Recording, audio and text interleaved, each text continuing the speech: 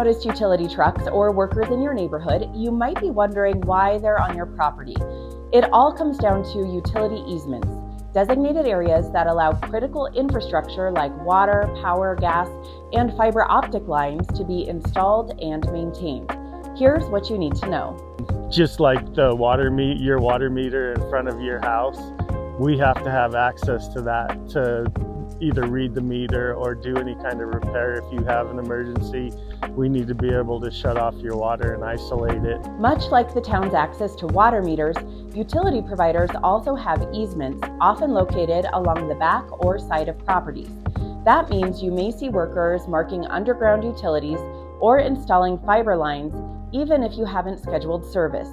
A lot of times you'll see a gentleman with a locator, and what they're doing with that is they're boring their conduit for their fiber optic line underneath the ground, and the locator has to mark where their bore path is and the depth of their bore path. That way they can avoid the other utilities in the area.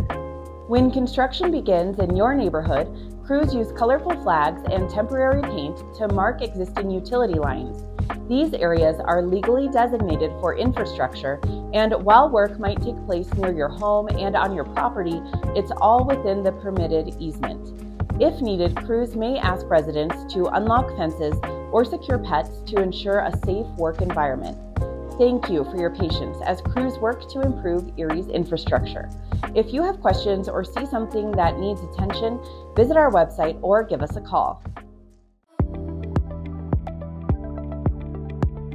Environmental services is sort of your one-stop shop for environmental concerns, needs, sustainability efforts, water conservation, rebate programs, regulatory oversight, and a lot of other things. We get a lot of questions about how people can reduce their water usage, whether that's through landscaping or more efficient fixtures, all of which we offer rebates for. We get similar questions about energy efficiency. We offer rebates for air exchange heat pumps, electric vehicle chargers, if you want to put solar panels on your house, all of those sorts of things.